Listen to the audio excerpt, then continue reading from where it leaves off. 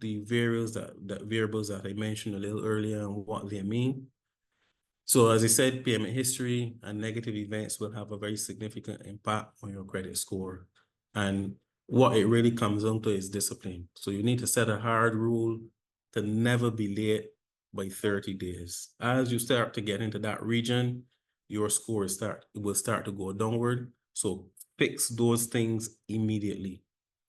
Credit card utilization, and it may sound like I'm, repeating certain things, but I really want the message to get across. Don't live your credit card up at 100% utilization, 90, get it as low as possible. Keep monthly balances. You can also, one of the good points is that if you can pay mid-cycle, that would be good. I know that is easier said than done. Sometimes we not necessarily have the resources to do that. But if you can, put a little extra or pay to your balance in the mid-cycle and then on your payment date, then you can start to even, accelerate your progress as it relates to reducing that credit card balance. And reducing any outstanding balances beyond $2,000 as well is very important. And then loan to value as well. And this normally speaks to higher value items. And I said we will get the loan to value very shortly. And avoid borrowing to the hilt. Avoid borrowing more than you can take on. Now, with credit reporting now done the way it is, institutions will now be equipped with a level of data and history on you that they are able to genuinely lend responsibly because they can see how you'll be managing your affairs. They may use other information like your income in terms of your pay slips, but don't borrow to the hilt. Use the credit report to manage your affairs and to plan your financial affairs in a manner that you're always maintaining a healthy score, and you know when your utilization is now going to be affecting your capacity and your financial standing and so on. But I think you've seen the tips and pointers up to this point to know, can use the credit report now to be able to make the right decisions. Just a few more variables to look at. New credit, very simple. Be strategic in opening new contracts. Don't grab at facilities just for the sake of grabbing at them.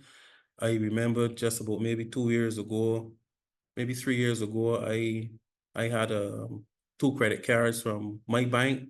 They offered me another one, and they said, no, thanks. They came back 2 or 3 months later and said, you want an American Express card? I said, absolutely not. No, thank you. Credit cards are not dangerous as long as you have discipline. If you lack discipline, a credit card can easily run up to 100% on you, and then you're paying your light bill, your water bill, your gas bill, and your credit card becomes a perpetual bill on you, and you're going to pay off $200 now, and then you're going to go on Amazon and you're going to buy something else, and you can go right back to the spot that you left it at. I've been there, and I suspect that a lot of us on the call may have been there, but managing credit cards comes down to discipline. Past due amounts, I touched on that a moment ago. You want to make sure that collectively that your past due amounts are below $1,000, preferably as close to zero as you can get them. And then lastly, I touched on the guarantor exposure and how important it is to stay on top of any contracts to which you are the guarantor, and set alerts. Set alerts, obtain access to statements, stay in tune with that individual that you signed as a guarantor with, just to make sure that everything is running smoothly, because at any sign of stress or inability to pay, you need to make sure that you're on top of it, because those late payments will affect your credit score as well. We just want to touch on some myths now and some facts. Income is a part of my score. Income is not a part of your score. The credit reporting system uses payment history and all of those variables that we touched on a little earlier, and your income is not a part of your score. I think that my comrade Philip will touch on that in a moment, where yes, they will use your pay slips to make a decision in conjunction with your credit report. But I want to assure you that your income, your salary, your savings, those are not components that are required to be shared by institutions. Neither are they variables that are used to calculate your credit score. Myth number 2, checking on my own report hurts my score. That too is a myth. As I said, we do have the app available now that has made life convenient for Barbadians, where you can take a look at your credit report as many times as you wish. The credit report is free. The app is free. The only time that you are charged a fee is when you want to see your credit report with score, and that fee is a small fee of $30. Number three, being a guarantor is harmless. That is a myth. As I said, you are attached to a loan as a guarantor. A loan has three types of relationships. You're either the main debtor or the main applicant, the co-debtor or the co-applicant, or you're the guarantor. So, when you go into that season of people applying for student loans to go abroad to do studies and back to school, and somebody may want to start a business. A friend of yours may want to open a salon as a nail technician, want to borrow $10,000, and you know this person from primary school days, and you go and sign and so on. Understand that you are the godparent of that loan. When the main debtor can no longer service that loan, the responsibility of paying that loan will fall on your shoulders, and it's in black and white. You're unable to escape it. All right, so in terms of constitutional rights, get your credit report. As I said, you were entitled to one free, but with the app now, it's at your fingertips as many times as you want to look at it throughout the day or the week and dispute the inaccuracies. Now, the Fair Credit Reporting app has a mechanism that allows you to dispute any information on your credit report that you believe to be incorrect. And as I said, the institution has 7 days within which to provide a resolution, and we went through all of that. But the app will have a button in it for every contract that you have where you can dispute the contract if you believe that any information is incorrect. So don't just open the report and just glance at it and shut it. Just scan it carefully. Ever so often, scan it carefully to make sure everything is up to date. By law, institutions are required to upload data to us on a monthly basis. So if you pay your credit card yesterday, you're not necessarily going to see that change in your balance today, because the institutions upload their data at the end of the month. There may be 1 or 2 institutions that upload on a daily basis, but all institutions that are subscribers of the Bureau at least have to make an upload with us once monthly. So you'll be able to see your balance reduce at least by the end of the month, the first day, during the next month, or during the first week. You will see that change in the balance if you've made a payment. So you'll not necessarily see the balance, as I said, change overnight, but by the end of the month, you will see that balance change when your bank or your credit union or your microfinance institution has uploaded their data to us. Also, keep written communication. I know some of us may be guilty of this in terms of loan agreements, credit card agreements, statements, and stuff like that. We may put it in a corner with the newspapers and everything else. My advice to you on a personal level: have a little folder, a little case. All of us may not have file cabinets, but store those types of documents away carefully, because when you raise a dispute, there are times where you can attach that piece of correspondence along with your dispute. You don't have to. However, if you do have correspondence to support the dispute that you're raising, you can attach that correspondence to your dispute as well to forward to the institution, and they will take a look at that along with the process that they go through to investigate your dispute. And just want to let you know that a dispute can have 2 outcomes. It can be a valid dispute where, yes, the institution says what Philip is raising as a dispute is correct, the balance is wrong, the loan is really closed, and so on. And they send us a document with the specific instructions as to what data needs to be changed. And then we inform you that you can refresh your report and you will see the change. However, a dispute can also come back as invalid, meaning they've investigated it and they have found that the information on the report is correct, and therefore there are no changes that need to be applied, and that invalid dispute is also logged on your credit report. So any institution pulling your report will be able to see that you've made 3 invalid disputes over the course of the last year, and those are logged as well. right? So just some quick do's and don'ts. It may sound like a stick record, but nevertheless, we're trying to get the message across. Do pay on time, do pay in full. Keep your credit card and your line of credit balances below 60. 10 is the target. Maintain your accounts in good standing. That's again, paying on time, paying in full. Don't be grabbing at new facilities and there's no plan or strategy to what you're doing. Carnival loan, summer loan. I mean, you may borrow money because you want to take a trip with your family for the summer. That's fine, but have a plan. Don't be grabbing at pre-approvals just because they come. Then you need back to school and you didn't think about that. And then you grab at that as well. And then you want to have a ball at Christmas as well. And then before Christmas is over, you want to go carnival and that's another loan. That's not the type of behavior that will create or maintain a healthy credit score, especially if you find yourself in a difficult situation. You will find that all of those things will converge on you all at the same time. And Lord forbid that you need to get hip replacement surgery or knee replacement or something goes wrong in between there. And then you find yourself on or beyond the brink. And then you have to go to your institution to have a very difficult discussion. So, and number 5, can't forget number 5, track your guarantor obligations. Stay in tune with any contracts to which you've signed as a guarantor. And then on the don't side, don't let your arrears rise above $2,000. And also, remember, any 30+ days past due, you need to fix those as well.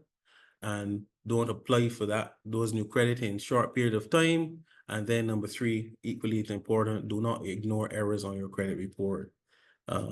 Sometimes an institution will make errors. And a payment that is not logged correctly, a payment that is not logged at all, there's something there that can potentially put your score at 250. When the institution sends us the instructions to change it, and the score can move from there sometimes to 600 because that error alone was causing a problem. I also wanted to add here quickly, the Bureau collects and stores data. We don't edit data unless we are instructed by the institution to edit it.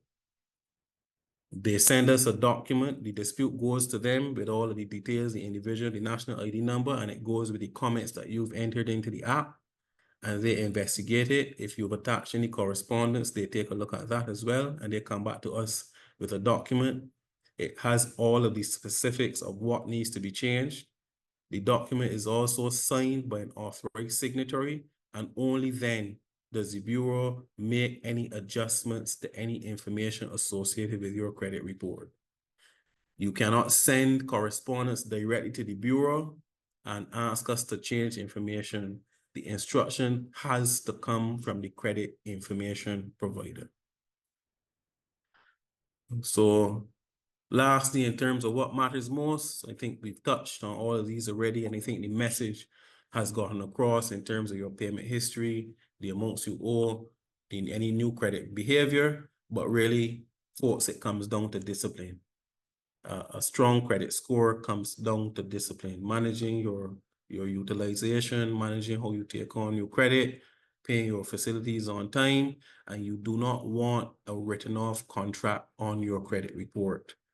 That will hurt your score significantly. As I said, contracts will remain on your credit report after being closed for a period of 7 years. And you do not want a negative closure sitting on your credit report for that period of time, because more often than not, an institution will point directly to that contract and ask you what happened here.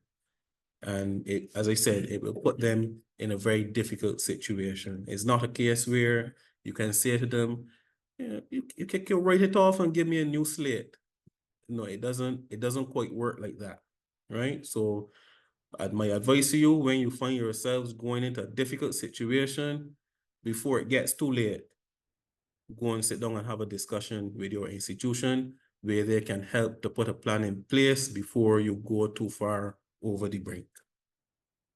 And just quickly here, just some terms that we've used. I'm going to go straight to the bottom to loan to value.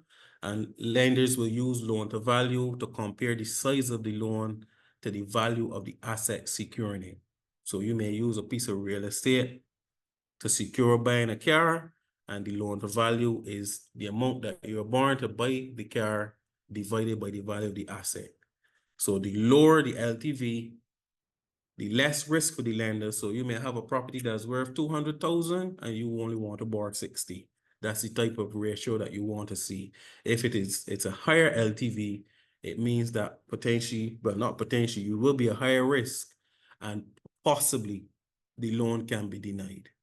So those are our pointers and tips. That's how the credit score is calculated, the variables that are used, the situations that you don't want to find yourself into, how important it is, and how the level of responsibility you take on, becoming a guarantor, not having 30 days past due on your credit report, not having cumulative balance of over $2,000, not living with your credit card at 90 and 95% every month, how important it is to pay on time and to pay in full, and the importance of staying in touch with your credit card, credit report, and also any inaccuracies, you report them through the app by raising the dispute as quickly as possible.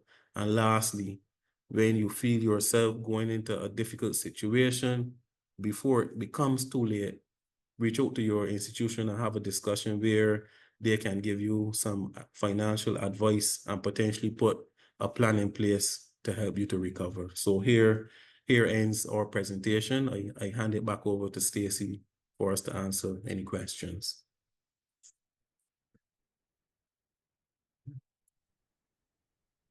Thank you very much, Jason. Absolutely wonderful job yet again. As Jason said, we are going to move into a brief question and answer section now, just before we transition to Philip's presentation. There are 2 or 3 questions that I would like you to answer at this point, Jason, as Philip prepares to come on afterward. All right, so let's see. We had a very active Q&A session this afternoon, and it looks like we will be doing the same at this point. Do mortgage prepayments improve your credit score? Short answer is no. The credit reporting system, as I said, uses a payment history, and it's not necessarily the case where you are rewarded for early payments because there are parameters attached to the loan in the credit system. So there's a start date, there's a real end date, there's an installment amount. Philip will expand a little further in terms of paying off early and what that means for the institution as well. Okay. Okay. Thank you. We will have someone asking for a repeat of the name of the app. I can take this one. My Every Data is the name of the app, My Every Data. And that is available via Android as well as iOS. So you can visit the App Store as required. All right. Yes, Yes, Philip. Stacy. Just to add a little bit more to the question about mortgage prepayments. Sure. That was the question, right? As Jason mentioned, it does not improve your credit score. However, depending on the institution, when they look at your history, because when they do an assessment of, say, a new application, it might be a positive thing in the eyes of the institution, in terms of repayment, your repayment pattern, even though the credit score looks at the credit behavior, monthly payments, that type of thing. So prepayments will help you, one, I would say, paying off a loan, which reduces the amount of interest being collected by the institution. Some institutions will have scheduled times in which you can make a prepayment. When you go outside of those scheduled times, you will incur a penalty. Now, incurring a penalty does not affect your credit score because that's a contractual arrangement between you and the institution, and it has nothing to do with your credit behavior in terms of repayment that is captured by the credit bureau. So prepayments can help in terms of future access of credit, because the distinctive or particular institution may see it as a good thing in terms of how you have been paying the loan in the past. All right. Thank you, Philip. Someone is asking here for clarification as it relates to the report. And whether or not the only report you can obtain with the score is by paying the fee of $30. I think that answer Just so is yes, but Jason, you will confirm. Yes, you can get your personal credit report for a fee of $30. That is the standard. However, as I said, the difference between what you see in the app now and the paid credit report is that summary page that I touched on up at the beginning of the presentation, which shows you the scale from very high risk to very low risk, your probability of default, and it will also show the reason codes and a chart as well showing you the trend of those variables over the last 12 months as well. So it will give you a snapshot of 12 months ago. Okay.